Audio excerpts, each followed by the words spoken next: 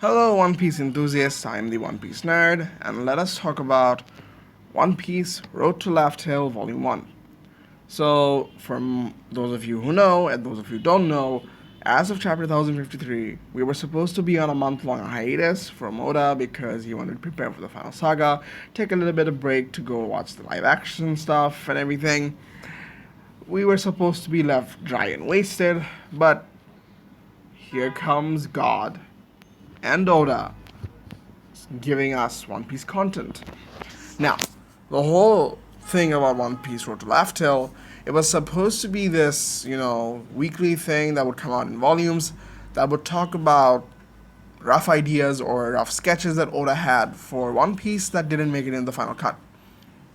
I was really excited for this because I thought we were going to get a lot of bombshells, some very interesting ideas that could have happened, what if scenarios that maybe we would have at some point thought about.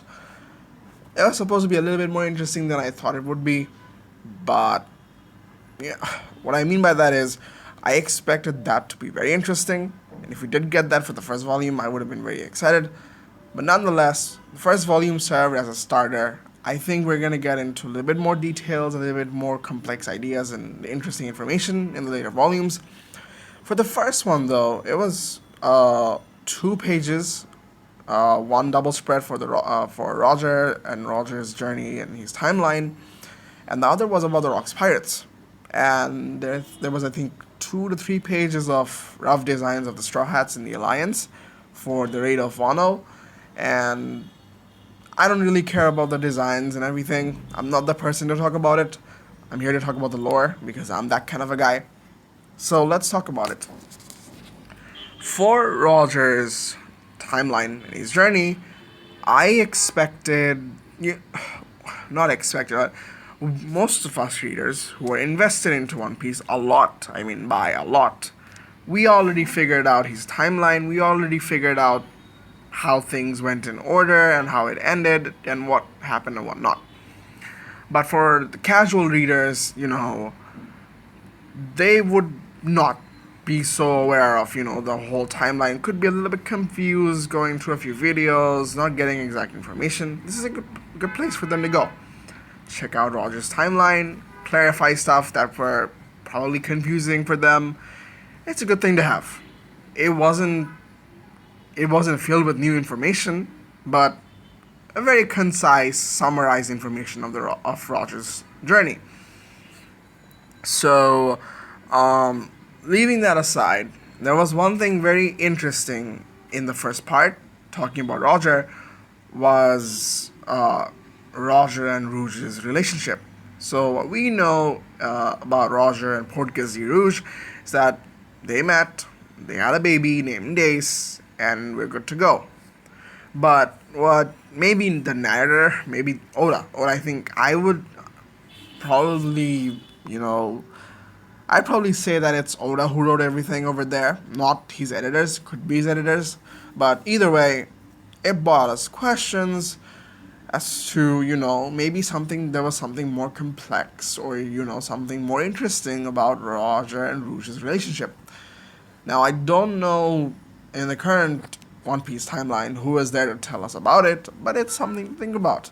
For all we know, I didn't expect Roger to be the kind of man who would be invested in a woman and, spend time with her and everything. They just met, one night stand, and we're good to go. But from what the narrator said, or Oda himself said, is that there could be a lot more history behind it. Maybe they had a long-term relationship, or maybe how did they meet? How did they come across each other? And Rouge seemed to know Roger quite as well, because, naming Ace, as to what Roger said, from the way it looked, it always felt like they had a long-term connection, and it didn't happen all of a sudden, but rather it happened gradually, and there was definitely some romance there. That is something very interesting to think about. Not much could be said about this, but another interesting fact that most people didn't know: Ace is Roger's sword. Roger's sword was called Ace. Now, Ace being called Ace as Roger's sword is not so mysterious. What is mysterious is, how did Roger get to name Ace? the Sword Ace. Like, how did he come across that name? Or where did he come across that name? What was the inspiration behind it? That is very interesting to unravel. Maybe he met someone named Ace that was very influential for him as a fatherly figure or a mentor or whatever. That's very interesting to know. And I'm glad to know that, Rouge and Roger was something more complex than just a one night stand. Leaving that aside, about his entire journey, we know most of it, and there's not much to talk about until where the data, I would call it the volume, mentions that Shanks' tears after Roger came back from Laughtale, he started crying. Roger says something, he started crying, and the narrator said that Roger behind behind Shanks' tears, there could be a lot more complex feelings than we initially thought it was. Maybe it wasn't just, Roger couldn't find One Piece or, couldn't solve the mystery. He was a little early, but maybe there's something more complex towards it. His feelings could have, spanned from the fact that Roger tried so hard to find Laughtale and everything, uncover the mysteries, and to solve everything, and considering Shanks was 13 years old, in the One Piece timeline or in the One Piece world, I'd say 13-year-old is, old enough to understand a little bit of complexity of the world, and what Roger saw, what the Roger Pirates saw, the world being unfair, and the world government being the world government and everything. Roger probably wanted to find Laughtale and, help the world by, destroying the evil, or maybe, have a completed adventure, maybe get the end result that he was expecting. We don't know what it is, but it could have been a case where the fact that he was a little late, he was a little early, made Shanks a little sad that he couldn't meet Joybon and everything. That was his dream, and that couldn't be fulfilled. Or perhaps it was a more complex feelings than we normally think it is. Maybe it's much more deeper than this. We don't know, but it's something to think about. So, that's all I could say from the whole Roger timeline thing. For Rox, though, everything we know of Rox, the crew he had, and everything that we know, the crew members, major crew members, and everything, we know everyone almost. Shaki wasn't mentioned in this. I don't know if it'll ever be mentioned, but it's a possibility. But there was nothing about Shaki in the volume, which makes it look very interesting. I think Oda's still hiding stuff from us. That aside, we again are being Oda's still bringing the fact up that about everything that happened post God Valley, the whole thing with Big Mom Kaido and the fish fruit.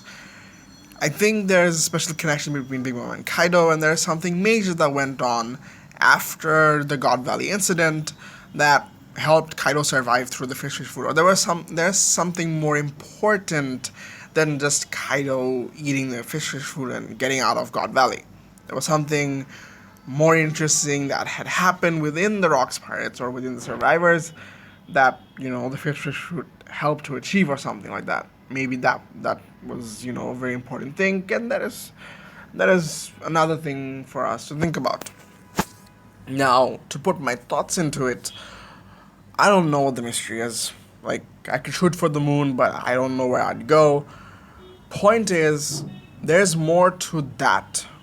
The incident of God Valley between Rocks and between Kaido and Big Mom that we have yet to know.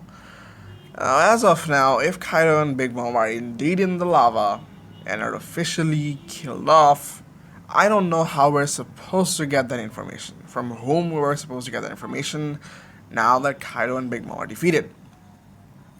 But maybe this hints to a slight possibility that one of them could potentially come back within the next 2-3 chapters while the Straw Hats are in Wano dealing with the world government and stuff like that. It's a likely scenario. I'm putting it on the table right now. I'm not a fan of it, but I wouldn't mind it either. As for the final piece of the puzzle that makes this all the more interesting, the whole Volume 1 interesting, is about the location of the last poneglyph. Now, from the way it was written, It was written as though it was written after chapter 1053 was completed. Now, I'm not saying it was made right after chapter 1053 was released, but you know, Oda has chapters in advance. He's I think 5 or 4 chapters ahead of the current publishing material, and I think it was after Oda completed 1053 that he started, finishing up this volume thing, or his editors. From what it seemed, though, the one thing that is left to do still is find the last poneglyph. First one was in Zo, next was with Big Mom, third was in Wano. There's still one more remaining. Now, for Roger, I don't exactly remember how Roger got it, but for the current timeline, for the Straw Hat crew, we still don't know the location of the last poneglyph. There were 3 islands mentioned in the volumes. In the first volume that, hints at the last poneglyph being there.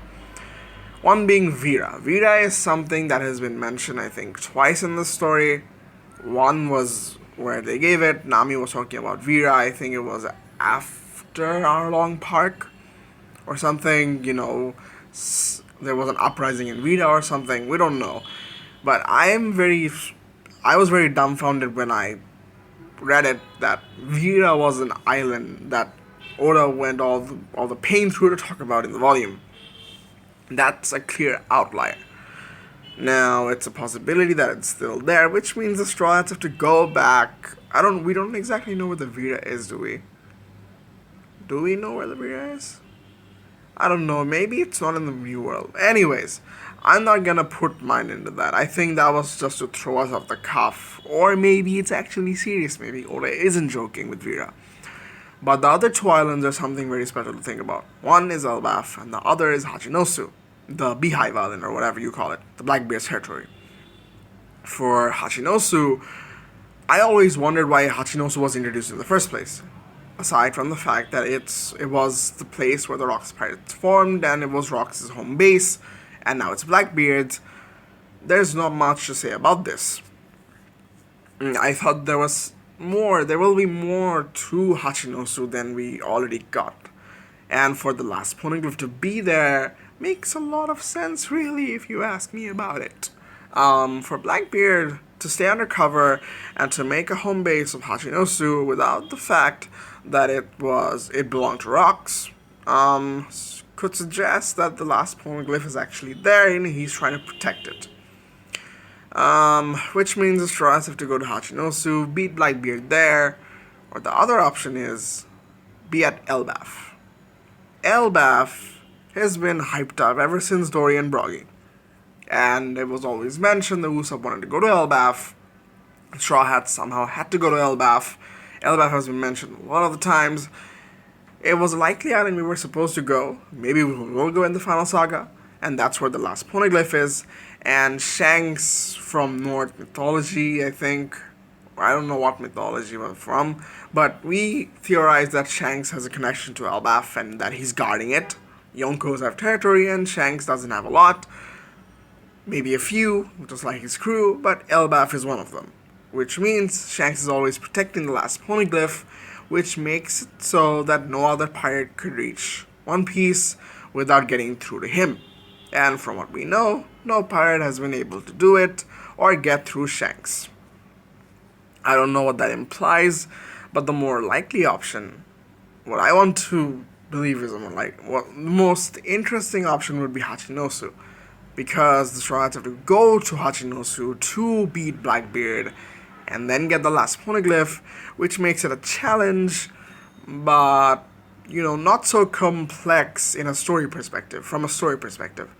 If you want to make it interesting from a plot perspective, Elbaf is the rightful place because it has ties to Shanks, it has ties to Giants, Big Mom, and all that, while the last poneglyph is there. And Luffy being a giant, Joy Boy being a giant is also a theory, and I think the last poneglyph being there, being the key to Laughtale and discovering the truth of the world, makes a lot more sense, story-wise. That's it for today's video. I have more stuff coming out. If you guys enjoyed and watched until this point, please like and subscribe. That helps a lot than you think. And until next time, peace.